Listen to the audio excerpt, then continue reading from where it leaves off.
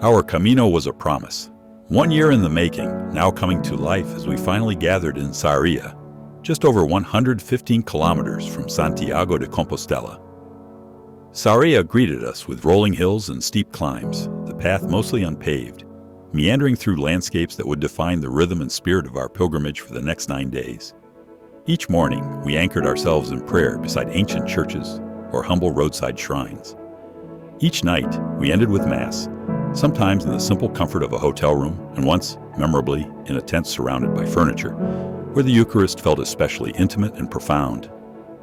On day 2, Portomaran unfolded before us, one of the Camino's most scenic treasures. The Ponte Nova's graceful arc over the Minho River and the climb up the staircase to the Chapel of the Virgin of the Snows took our breath away, merging beauty and effort in a way only the Camino can.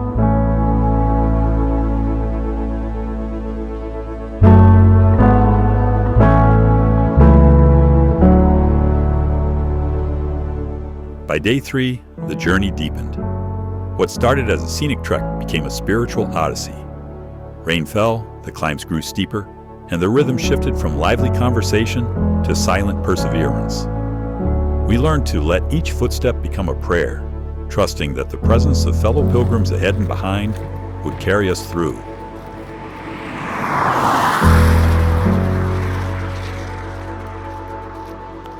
As the days blended into one another, each of us discovered our preferred pace, but always kept our spouses and friends within sight, a quiet act of love and solidarity.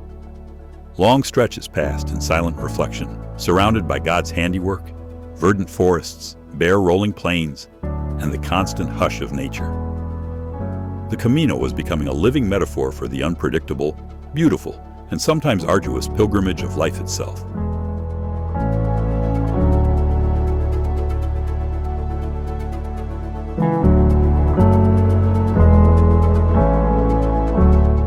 Along the way, we found small churches, ducked inside to offer whispered prayers, clutching our loved ones' intentions.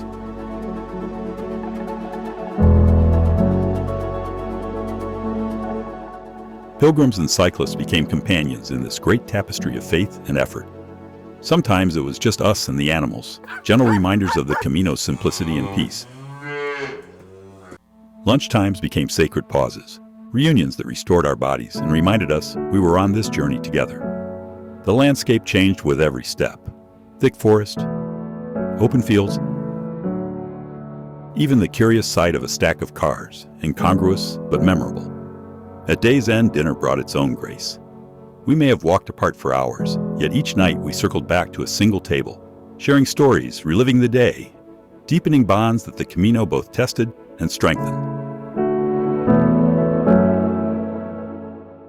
And then, at last, on day 9, we walked towards Santiago. The destination so long anticipated was finally within reach.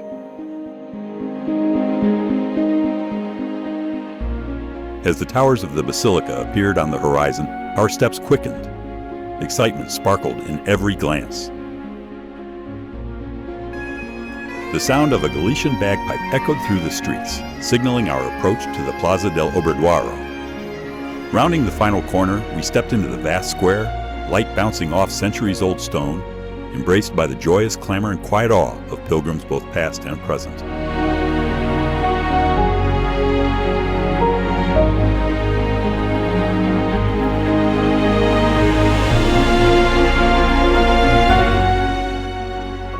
Receiving the Compostela, that beautiful certificate of completion, was more than a reward.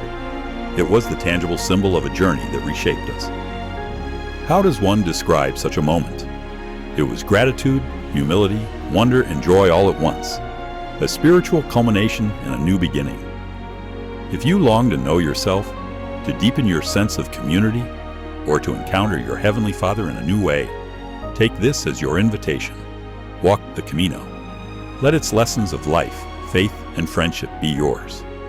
Buen Camino. May your own journey surprise and transform you, just as ours did.